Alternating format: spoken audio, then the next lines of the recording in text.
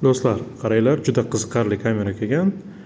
Ikkita ko'zli Smart Hybrid Light, har bittasi 4 megapiksel. Buni eng qiziq tarafi, bunda bir vaqtda o'zida 2 millimetr bor. Ya'ni 208 va 4. Ya'ni har bitta obyektiv 208 ga ham 4 millimetrda ham ishlay oladi.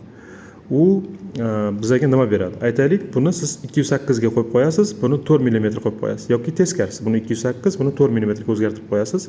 Bunda qaysidir shunaqa joylar bo'ladi, bitta joyda ko'proq obzorniy vid kerak bo'lsa, ikkinchisida sal yaqinroq joyi ko'rsatilgan bo'lishi kerak.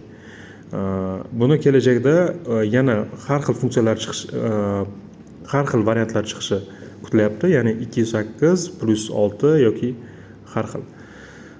Bu juda qulay, ya'ni masalan telefon yoki kompyuter orqali bitta knopkani bosasiz, bu 208 da ishlab turgan bo'lsa, millimetrda 4 millimetrga o'zgartirib qo'ysangiz bo'ladi yoki teskarisi. Plus bu kameramiz ikkita mikrofon funksiyasi bilan jihozlangan, ya'ni aniqroq, tiniqroq qilib olib beradi.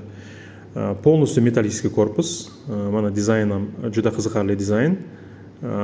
Bu nimaga bunaqa qilingan? Buni masalan pastini alohida o'zini qotirib olasiz tepaga yoki devorga va kamerani shundoq olib prosta ustini yopib qo'ysangiz yopiladi. Yopiladi, mana bu yerga chiqib qoldi hozir. Buni va yopiladi.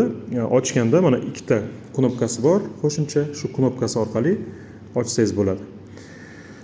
Bu kameralar masalan uggullarga juda qulay mos keladi va qo'shimcha siz o'zingiz ham qayting, yana qayerlarda qo'shimcha ishlatsak bo'ladi.